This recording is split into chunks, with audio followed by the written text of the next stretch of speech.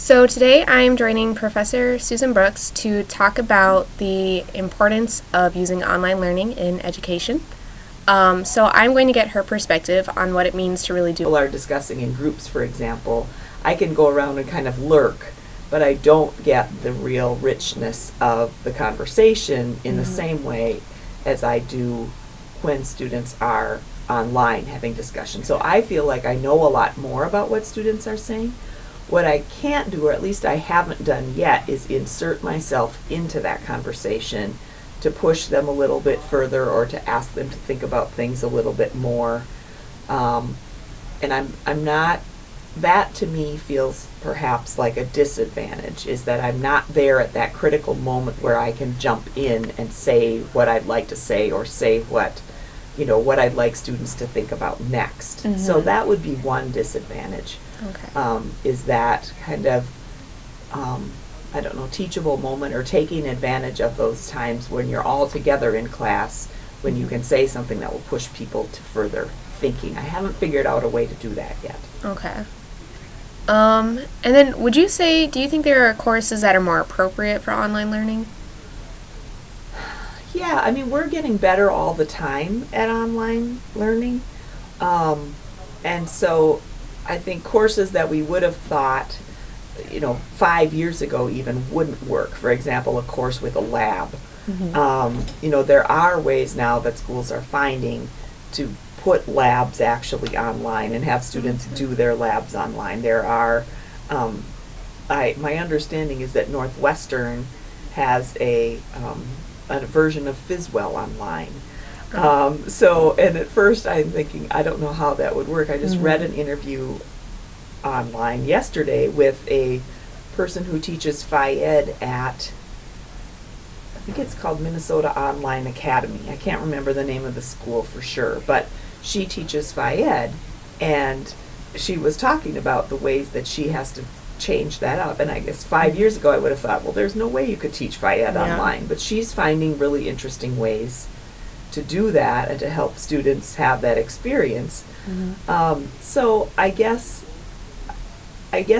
my mind is more open about courses that could or should be online. I think writing courses work really well. I'm planning to teach college writing online this summer, and I think that's something that works well because a lot of your discussion centers around those drafts, and you can do that virtually as well as face to face. But like I said, I do think there's the discussion part of it. Even though the discussion is rich among students, I haven't found a way as a teacher to kind of lead that discussion online in the same way that I would do it in the classroom. So I'm thinking maybe Juvenile Lit will be a hybrid next time I do it. We'll see. But yeah, there are definitely advantages and disadvantages. Yeah. And then I guess since we are doing middle level education, we were discussing how definitely in college a lot of us have taken online courses and we feel like that's a really great opportunity. But do you think some grade levels are more suited to online learning? Well, I don't know. I mean, obviously you have to keep in mind the developmental nature of teaching, and so obviously you'd set up a middle school online class differently than you would a college level class. In some ways, I think younger students might do better because they aren't so ingrained in the way that classes should be.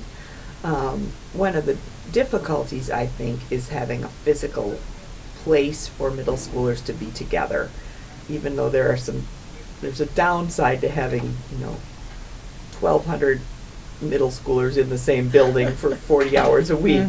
There also, that social piece is really, really important. And so I guess if I were, let's say, a parent thinking about, should I send my middle schooler to an online school, I would really want to be sure that they were getting social experiences other places, because I don't think necessarily the online world is the best place to learn socialization. I think you have to be there.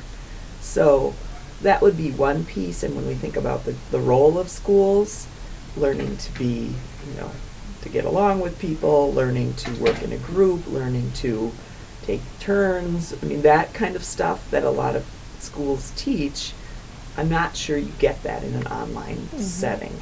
And Right. so that would be something you'd want to be sure your student was getting that somewhere else. Definitely. And actually, the part that we are investigating in online learning is getting students that socialization, even if they are doing online courses. So Right. would you say that would definitely be a suggestion you would make for middle school online learning, making sure that they have some social interaction? Yeah, whether that's doing community sports or whether that's doing, church activities or whatever. I mean, I think you need to get your kids kind of in the room with other kids. And there isn't a substitute for that. I don't think they can still learn material, but I'm not sure they learn the social skills. Right. I have a friend who's they're very conservative, let's just put it that way, and they have homeschooled their kids all the way up through, and now a couple of them, and their kids have done church activities and they've done different kinds of community activities. They're super nice kids, but they are having trouble kind of figuring out how the world of teenagers works, and they're trying to figure out now. The oldest one they're thinking about sending to public school, and that's a huge concern. Is kind of, well, how is she going to fit in? What kinds of things will students know that she doesn't know about the world and how it works? And so, we still live in the real world even if we're being educated online. So we still have to figure that out. Okay. Well, thank you so much for joining me for this interview. You're welcome. You're welcome. Good luck.